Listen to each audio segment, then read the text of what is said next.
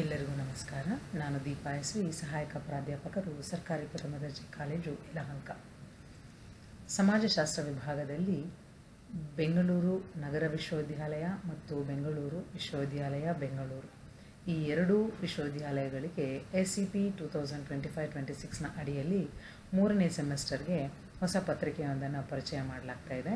ಅದು sociology of social entrepreneurship, ಸಾಮಾಜಿಕ ಉದ್ಯಮಶೀಲತೆಯ ಸಮಾಜಶಾಸ್ತ್ರ.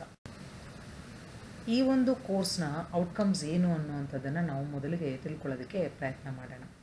Let us try to understand the course outcomes of this particular course, Sociology of Social Entrepreneurship.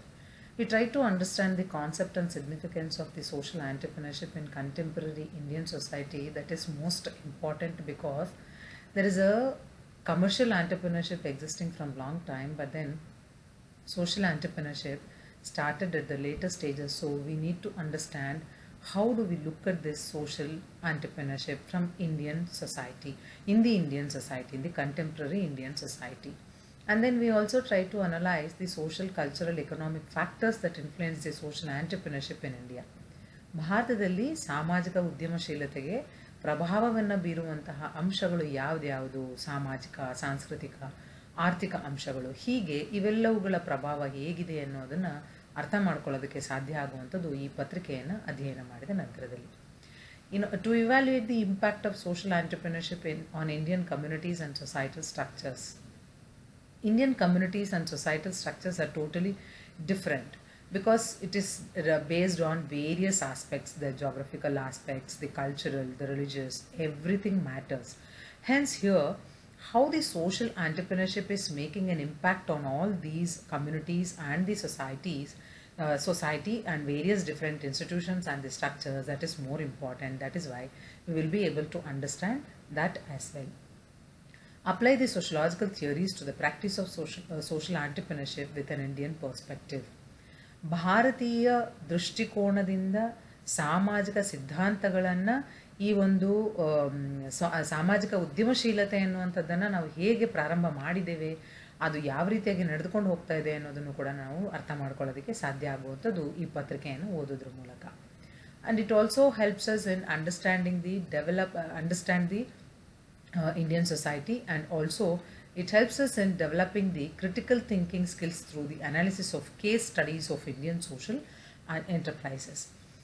ಅನೇಕ ಭಾರತೀಯ ಸಮಾಜದಲ್ಲಿ ಅನೇಕ ಸಾಮಾಜಿಕ ಉದ್ಯಮಿಗಳು ಇರುವಂಥದ್ದು, ವಿಭಿನ್ನ ರೀತಿಯ ಸಾಮಾಜಿಕ ಉದ್ಯಮಗಳು ಅಸ್ತಿತ್ವದಲ್ಲಿ ಇರುವಂಥದ್ದು. ಅವುಗಳನ್ನು ನಾವು ಘಟಕಾಧ್ಯಯನವನ್ನಾಗಿ ಮಾಡುವುದರ ಮೂಲಕ ಅವುಗಳ ಸಕ್ಸಸ್ ಏನು, ಫೇಲ್ಯೂರ್ ಏನು, ಅದು ಸಕ್ಸಸ್ ಆಗೋದಕ್ಕೆ ಕಾರಣಗಳೇನು, ಫೇಲ್ಯೂರ್ ಆಗೋದಕ್ಕೆ ಕಾರಣಗಳೇನು ಅನ್ನೋದನ್ನು ನಮ್ಮ ಕೌಶಲ್ಯದ ಮೂಲಕ ಅರ್ಥ ಮಾಡ್ಕೊಳ್ತಾ ನಾವು ವಿಮರ್ಶಾತ್ಮಕವಾಗಿ ಆಲೋಚನೆಯನ್ನು ಮಾಡೋದಕ್ಕೆ ಸಾಧ್ಯವಾಗುವಂಥದ್ದು ಈ ಒಂದು ಪತ್ರಿಕೆಯನ್ನು ಅಧ್ಯಯನ ಮಾಡೋದ್ರ ಮೂಲಕ.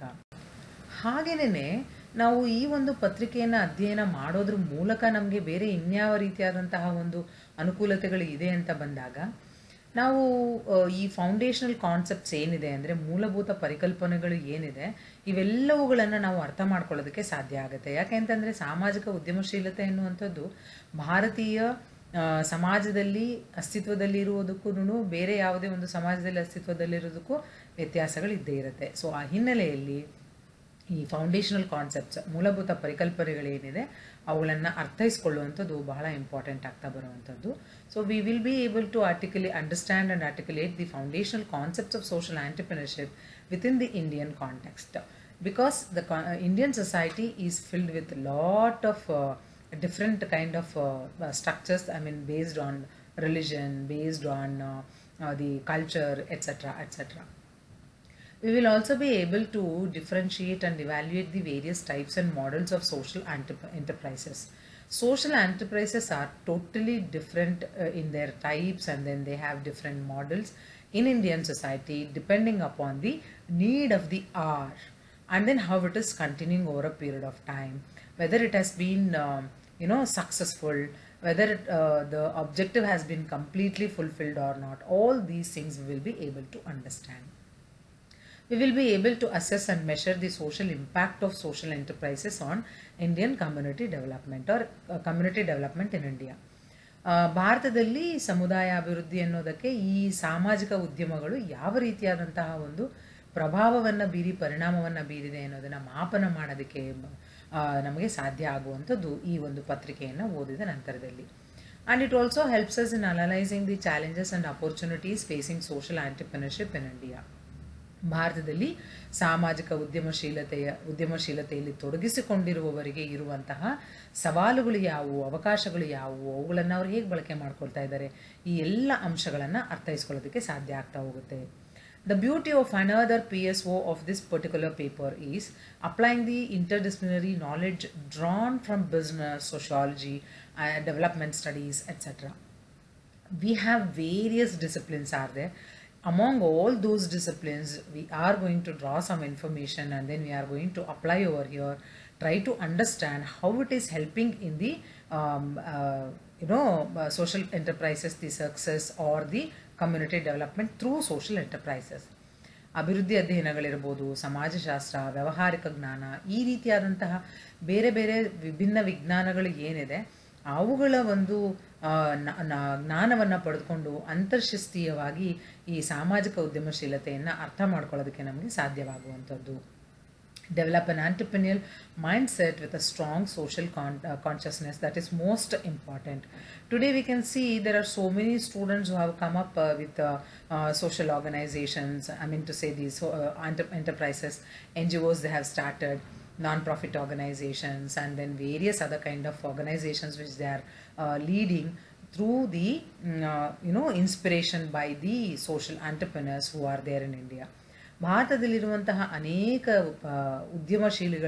ಉದ್ಯಮಿಗಳ ಒಂದು ಸಾಮಾಜಿಕ ಉದ್ಯಮಿಗಳ ಒಂದು ಪ್ರೇರಣೆಯನ್ನು ಪಡೆದುಕೊಂಡು ಅನೇಕ ವಿದ್ಯಾರ್ಥಿಗಳು ಇಂದು ಈ ಒಂದು ಸಾಮಾಜಿಕ ಉದ್ಯಮಶೀಲತೆ ಅನ್ನೋದನ್ನು ತಮ್ಮ ಒಂದು ಹಾಬಿಯನ್ನಾಗಿ ಮಾಡಿಕೊಂಡು ಅವುಗಳನ್ನು ಅಭಿವೃದ್ಧಿಪಡಿಸೋದ್ರಲ್ಲಿ, ಅವುಗಳನ್ನು ಪ್ರಾರಂಭ ಮಾಡೋದ್ರಲ್ಲಿ ಮತ್ತು ಅಭಿವೃದ್ಧಿಪಡಿಸೋದ್ರಲ್ಲಿ ಹೆಚ್ಚಿನ ಒಂದು ಪಾತ್ರವನ್ನು ನಿರ್ವಹಣೆ ಮಾಡ್ತಾ ಇದ್ದಾರೆ ಅನ್ನೋದು ಕೂಡ ನಾವು ಇಲ್ಲಿ ಅರ್ಥ ಮಾಡ್ಕೊಳ್ತಾ ಹೋಗ್ಬೋದು.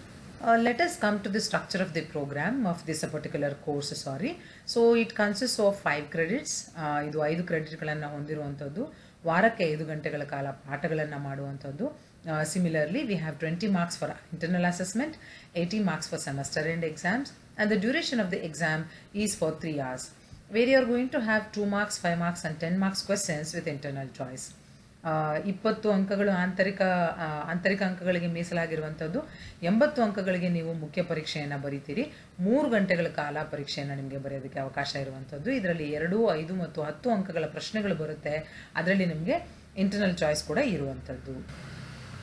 ಇನ್ನು ನಾವು ಸಿಲೆಬಸ್ ಹೇಗಿದೆ, ಪಠ್ಯಕ್ರಮ ಹೇಗಿದೆ ಅನ್ನೋದನ್ನು ನಾವು ನೋಡ್ತಾ ಹೋದರೆ ತುಂಬ ಸರಳವಾಗಿ ಇದನ್ನು ನಿಮಗೆ ಹೇಳ್ತಾ ಬರ್ತೇನೆ ಈ ಒಂದು ವಿಡಿಯೋದಲ್ಲಿ. ಮುಂದಿನ ಒಂದು ವಿಡಿಯೋಗಳಲ್ಲಿ ನಿಮಗೆ ಸಂಪೂರ್ಣವಾಗಿ ವಿವರವಾದಂತಹ ಒಂದು ಸೆಷನ್ಸು ಪ್ರಾರಂಭ ಆಗ್ತಾ ಹೋಗುತ್ತೆ. ಮೊದಲನೇ ಚಾಪ್ಟರನ್ನು ನಾವು ಇಂಟ್ರೊಡಕ್ಷನ್ ಟು ಸೋಷಿಯಲ್ ಆಂಟರ್ಪ್ರಿನರ್ಶಿಪ್, ಸಾಮಾಜಿಕ ಉದ್ಯಮಶೀಲತೆಯ ಪರಿಚಯ ಅಂತಾನೆ ಹೇಳ್ತಾ ಬರ್ಬೋದು. In this particular unit or chapter we are going to try to understand the various definitions of social entrepreneurship and the key concepts related to entrepreneurship, because now we know very well that social entrepreneurship, which is a part of society, a part of sociology, which is a new subject also, a new concept also for us. So we need to try to understand what are the new key concepts, so that we will be able to understand this in a particular better manner. How the historical development has taken place in India. We may, for the convenience of this study, we may divide the periods into pre-independence, post-independence and the modern period. And then we will try to understand social entrepreneurship in India from sociological perspectives. I think you remember in your first semester you studied 3 theories. And then we are going to try to apply those 3 theories and then try to understand the social entrepreneurship in India. ಸಾಮಾಜಿಕ ಉದ್ಯಮಶೀಲತೆಯ ಪರಿಚಯ ಅನ್ನೋದರಲ್ಲಿ ನಾವು ವ್ಯಾಖ್ಯಾನಗಳನ್ನು ಮತ್ತು ಪ್ರಮುಖವಾದಂತಹ ಪರಿಕಲ್ಪನೆಗಳು ಏನಿದೆ ಅವುಗಳನ್ನು ಅರ್ಥ ಮಾಡ್ಕೊಳ್ಳೋದಕ್ಕೆ ಪ್ರಯತ್ನ ಮಾಡ್ತೇವೆ. ಯಾಕೆಂದರೆ ಈ ಸಾಮಾಜಿಕ ಉದ್ಯಮಶೀಲತೆ ಅನ್ನುವಂಥದ್ದು ನಮಗೆ ಹೊಸದಾಗಿರುವಂತಹ ಒಂದು ಸಬ್ಜೆಕ್ಟ್, ಪರಿಕಲ್ಪನೆ ಆಗಿರುವಂಥದ್ದು. ಮತ್ತು ಭಾರತದಲ್ಲಿ ಈ ಸಾಮಾಜಿಕ ಉದ್ಯಮಶೀಲತೆಯ ಐತಿಹಾಸಿಕ ಬೆಳವಣಿಗೆ ಯಾವ ರೀತಿ ಆಯಿತು ಅನ್ನೋದನ್ನು 3 ಕಾಲಾವಧಿಗಳಲ್ಲಿ ನಾವು ಅಧ್ಯಯನ ಮಾಡ್ತಾ ಹೋಗ್ತೇವೆ. ಸ್ವತಂತ್ರ ಪೂರ್ವ, ಸ್ವತಂತ್ರೋತ್ತರ ಮತ್ತು ಆಧುನಿಕ ಅವಧಿಯಲ್ಲಿ ಇದರ ಒಂದು ಬೆಳವಣಿಗೆ ಹೇಗಾಗಿದೆ ಅನ್ನುವಂಥದ್ದು. ಅದೇ ರೀತಿಯಾಗಿ ನಿಮಗೆ ನೆನಪಿರಬಹುದು, ಫಸ್ಟ್ ಸೆಮಿಸ್ಟರ್ನಲ್ಲಿ ನೀವು ಕೆಲವು ಸಿದ್ಧಾಂತಗಳನ್ನು ಅಧ್ಯಯನ ಮಾಡಿದ್ರಿ. ಆ ಸಿದ್ಧಾಂತಗಳ ಹಿನ್ನೆಲೆಯಲ್ಲಿ ಆ ಸಿದ್ಧಾಂತಗಳ ಒಂದು ಜ್ಞಾನವನ್ನು ಪಡೆದುಕೊಂಡು ನೀವು ಭಾರತದಲ್ಲಿ ಇಂದಿನ ಸಾಮಾಜಿಕ ಉದ್ಯಮಶೀಲತೆ ಹೇಗಿದೆ ಅನ್ನೋದನ್ನು ಆ ಸಮಾಜಶಾಸ್ತ್ರೀಯ ದೃಷ್ಟಿಕೋನಗಳ ಮೂಲಕ ಅಧ್ಯಯನ ಮಾಡೋದಕ್ಕೆ ಪ್ರಯತ್ನ ಮಾಡುವಂಥದ್ದು. ಇನ್ನು 2ನೇ ಚಾಪ್ಟರು ಸಂಪೂರ್ಣವಾಗಿ ಸಾಮಾಜಿಕ ಉದ್ಯಮಿ ಅನ್ನುವಂತಹ ಒಂದು ಅಂಶದ ಮೇಲೆ ಡಿಪೆಂಡ್ ಆಗಿರುವಂಥದ್ದು.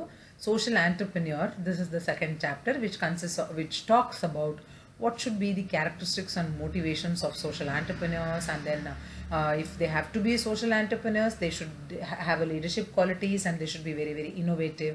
So with this leadership and innovation, what are the sociological theories that we can look at, that we are going to study, and also we are going to try to understand the case studies of prominent Indian social entrepreneurs. Only then we will be able to understand how they have become successful, how they have become failure, or how they struggled in order to continue this particular social entrepreneurship.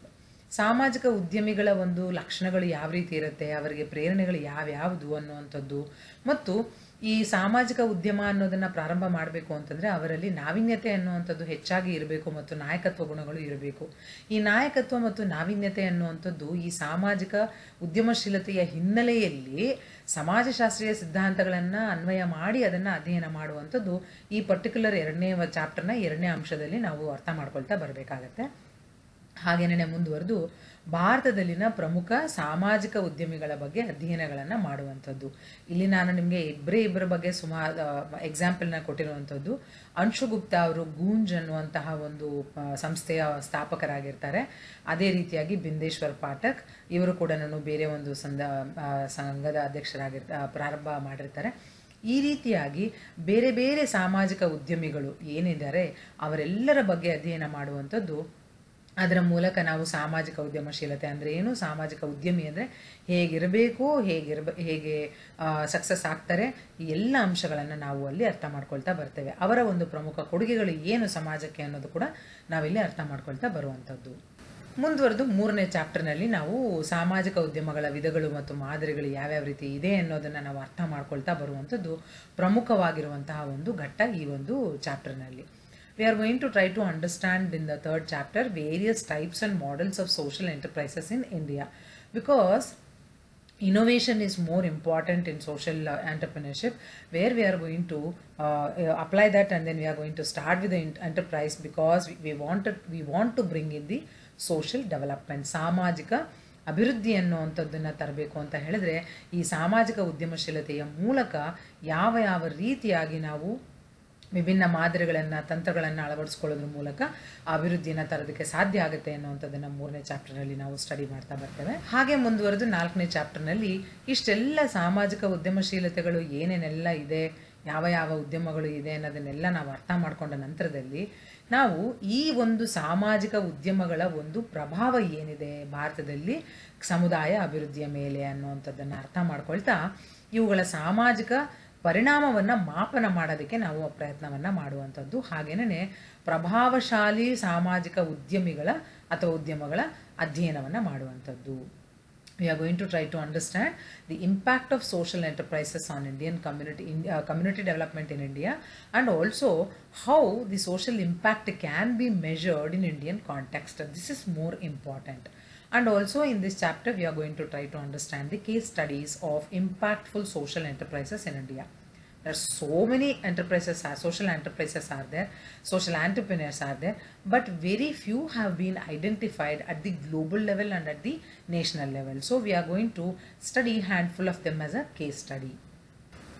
In the 5th chapter, definitely we are going to try to understand the challenges and futures of the social entrepreneurship, wherein we are going to try to understand what are the barriers for them, and then what are the policy and regulatory frameworks, especially in Indian context, and then what kind of innovations are there and future trends will be there in the social entrepreneurship in India. And then ultimately we are going to study and end with the semester by studying the role of technology in social entrepreneurship, especially in India. So ಈ ಒಂದು 5ನೇ ಚಾಪ್ಟರ್ನಲ್ಲಿ ನಾವು ಸಾಮಾಜಿಕ ಉದ್ಯಮಶೀಲತೆಯ ಸವಾಲುಗಳು ಮತ್ತು ಇದರ ಭವಿಷ್ಯ ಏನಿದೆ ಅನ್ನುವಂಥದ್ದನ್ನು ಅರ್ಥ ಮಾಡ್ಕೊಳ್ಳೋಕ್ಕೆ ಪ್ರಯತ್ನ ಮಾಡ್ತಾ ಉದ್ಯಮಶೀಲತೆಗೆ ಇರುವಂತಹ ಒಂದು ಅಡೆತಡೆಗಳು, ಸಾಮಾಜಿಕ ಉದ್ಯಮಶೀಲತೆಗೆ ಭಾರತದಲ್ಲಿ ಇರುವಂತಹ ಅಡೆತಡೆಗಳು ಯಾವುವು, ಭಾರತದಲ್ಲಿ ಇರುವಂತಹ ಈ ಸಾಮಾಜಿಕ ಉದ್ಯಮಶೀಲತೆಗೆ ಸಂಬಂಧಪಟ್ಟಂತಹ ನೀತಿ ಮತ್ತು ನಿಯಂತ್ರಕ ಚೌಕಟ್ಟುಗಳು ಯಾವ್ದ್ಯಾವುದು ಅನ್ನೋದನ್ನು ಅಧ್ಯಯನ ಮಾಡೋದಕ್ಕೆ ಪ್ರಯತ್ನ ಮಾಡೋದು. ಅದೇ ರೀತಿಯಾಗಿ ಸಾಮಾಜಿಕ ಉದ್ಯಮಶೀಲತೆಯಲ್ಲಿ ಯಾವ ರೀತಿಯಾದಂತಹ ನಾವೀನ್ಯತೆಗಳು ಮತ್ತು ಭವಿಷ್ಯದಲ್ಲಿನ ಪ್ರವೃತ್ತಿಗಳು ಹೇಗಿರಬಹುದು ಅನ್ನೋದನ್ನು ಕೂಡ ನಾವು ಅಧ್ಯಯನ ಮಾಡೋದಕ್ಕೆ ಪ್ರಯತ್ನವನ್ನು ಮಾಡ್ತಾ ಬರುವಂಥದ್ದು. ಈ ಒಂದು 3ನೇ ಸೆಮಿಸ್ಟರ್ನ ಚಾಪ್ಟರ್ನಲ್ಲಿ ಈ ಪೇಪರ್ನಲ್ಲಿ ಕೊನೆಯ ಟಾಪಿಕ್ ಇರುವಂಥದ್ದು ಏನು ಅಂದರೆ, ಭಾರತದಲ್ಲಿ ಸಾಮಾಜಿಕ ಉದ್ಯಮಶೀಲತೆಯಲ್ಲಿ ತಂತ್ರಜ್ಞಾನದ ಪಾತ್ರ ಏನು ಅನ್ನುವಂಥದ್ದು. ಇದು ಬಹಳ ಇಂಟ್ರೆಸ್ಟಿಂಗ್ ಆಗಿರುವಂತಹ ಟಾಪಿಕ್ಕು ಹೌದು. ಇವತ್ತು ಟೆಕ್ನಾಲಜಿ ಅನ್ನುವಂಥದ್ದು ನಮ್ಮ ಒಂದು ದೈನಂದಿನ ಜೀವನದಲ್ಲಿ ಯಾವ ಮಟ್ಟಕ್ಕೆ ಬಂದಿದೆ ಅಂತ ಹೇಳಿದ್ರೆ, without technology it is very difficult for us to pass a day. ಅದಕ್ಕೇನೆ ಇತ್ತೀಚಿನ ದಿನಗಳಲ್ಲಿ ಬರ್ತಾ ಇದೆ ಡಿಜಿಟಲ್ ಸ್ಟಾರ್ವಿಂಗ್ ಅನ್ನುವಂಥದ್ದನ್ನು ನಾವು ಮಾಡ್ತಾ ಬಂದರೆ ನಾವು ಅನೇಕ ರೀತಿಯಾದಂತಹ ಒಂದು ಮಾನಸಿಕ ಆರೋಗ್ಯವನ್ನು ಪಡ್ಕೊಳ್ತಾ ಬರ್ಬೋದು ಅನ್ನೋ ಆ ರೀತಿಯಲ್ಲಿ ಬರ್ತಾ ಇರುವಂಥದ್ದು. Apart from that, we are going to end with the semester by discussing about this particular topic, that is role of technology in social entrepreneurship, especially in India. So ಈ ಒಂದು ಎಂಟೈರ್ ಪೇಪರ್ ಏನಿದೆ sociology of social entrepreneurship, ಸಾಮಾಜಿಕ ಉದ್ಯಮಶೀಲತೆಯ ಸಮಾಜಶಾಸ್ತ್ರ ಅನ್ನುವಂಥದ್ದು ಬಹಳ ಪ್ರಮುಖವಾಗಿರುವಂತಹ ಒಂದು paper ಆಗಿರುವಂಥದ್ದು, ಪತ್ರಿಕೆ ಆಗಿರುವಂಥದ್ದು. ಇದನ್ನು ನೀವು ತುಂಬ ಎಂಜಾಯ್ ಮಾಡ್ತಾ ಬರ್ತೀರಾ. ಫೀಲ್ಡ್ ವರ್ಕ್ ಎಲ್ಲ ಮಾಡ್ಬೋದು, ಇದ್ರ ಮೇಲೆ ಇಂಟರ್ವ್ಯೂಸ್ ಎಲ್ಲ ನೀವು ಮಾಡ್ಬೋದು. ಸಾಮಾಜಿಕ ಉದ್ಯಮಶೀಲಿಗಳನ್ನು ನೀವು ಲೋಕಲ್ ಲೆವೆಲಲ್ಲಿರುವಂತಹ ಸಾಮಾಜಿಕ ಉದ್ಯಮಿಗಳನ್ನು ಐಡೆಂಟಿಫೈ ಮಾಡ್ಬೋದು. ಅವರನ್ನು ನೀವು ಬೇರೆ ಬೇರೆ ಬೋರ್ಡ್ಸ್ಗೆ ರೆಫರ್ ಮಾಡ್ಬೋದು. ಅದೇ ರೀತಿಯಾಗಿ ಯಾವುದೇ ಒಂದು ಸಾಮಾಜಿಕ ಉದ್ಯಮಿಗಳು ಯಾರಿದ್ದಾರೆ, ಉದ್ಯಮಶೀಲತೆಯನ್ನು ಅವ್ರು ಏನು ಪ್ರಾರಂಭ ಮಾಡಿದ್ದಾರೆ, ಅದರಲ್ಲಿ ಸಮುದಾಯ ಅಭಿವೃದ್ಧಿ, ಸಾಮಾಜಿಕ ಅಭಿವೃದ್ಧಿಗೆ ಅವರ ಕೊಡುಗೆ ಏನಿದೆ, ಅದಕ್ಕೆ ನಾವು ಕೂಡ ವಾಲಂಟಿಯರ್ ಆಗ್ಬೋದು ಅನ್ನುವಂಥದ್ದು ತುಂಬ ಇಂಪಾರ್ಟೆಂಟ್ ಆಗಿ ನಾವು ಇಲ್ಲಿ ಅರ್ಥ ಮಾಡ್ಕೊಳ್ತಾ ಬರ್ಬೋದು. Thank you very much for listening patiently about this. I definitely tell you that you are going to enjoy learning this paper, Sociology of Social Entrepreneurship. Thank you once again.